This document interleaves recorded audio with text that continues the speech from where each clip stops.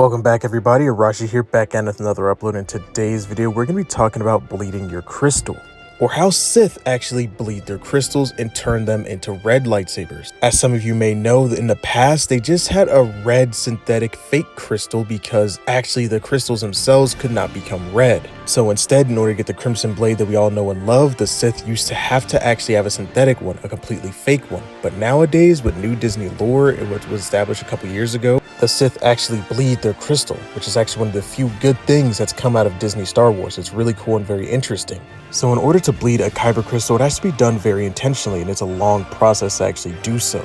As some of you may know, Kyber crystals are actually alive in a sense and very strong on the light side of the Force. Kyber crystals are not usually affiliated with the dark side. That's why you have to bleed and put dark side energy into a crystal, and you have to overpower it and dominate it in order to do so. That's why it's a long process. In order to start this, he went to a ritual site on Mustafar in order to start his process of bleeding a lightsaber. Vader did.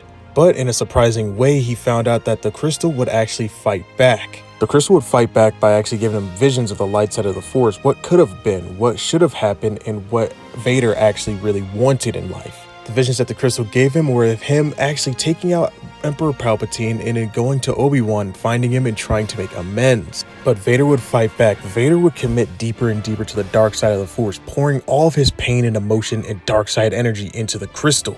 As this began to happen, the crystal began to lighten and crack and make loud noises, whooshing sounds, all that stuff around Vader as it fought back, clinging to the light side of the Force. But Vader would not be defeated. He would pour all of his dark side emotions, all of his hated memories, all of his most painful memories into the crystal, creating this power struggle between him and the crystal. The crystal would keep fighting back and keep trying to cling to the light side of the Force, but Vader would keep drawing deeper and deeper into the dark side. In one more push, pushing the dark side energy into the crystal, it finally began to bleed. It crackled, thundered all around him as it began to bleed and turn crimson red.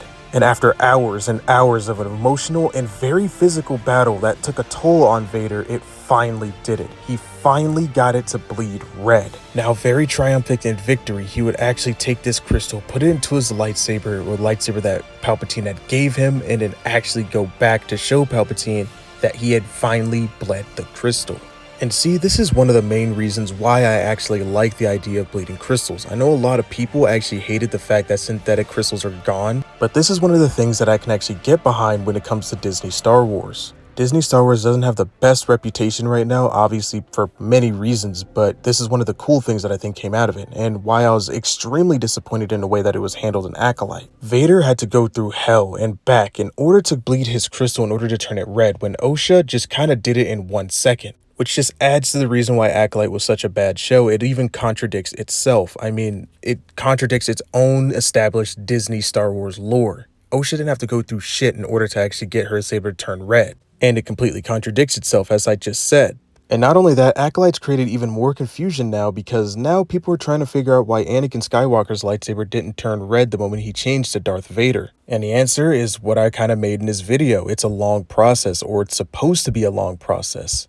As I said earlier in the video, you have to pour all your emotion, all your dark side, hatred, all your bad memories into your lightsaber. It doesn't just happen immediately, or it's not supposed to happen immediately. Not just some flick of the switch and change it to red. But anyway, that's all I got for this video. Let me know your guys' thoughts and opinions in the comment section down below. Do you guys miss the synthetic crystals, or are you actually on board with the bleeding of the crystals like I am? May the Force be with you, and have a great rest of your day. You failed, Your Highness. I am a Jedi, like my father before me.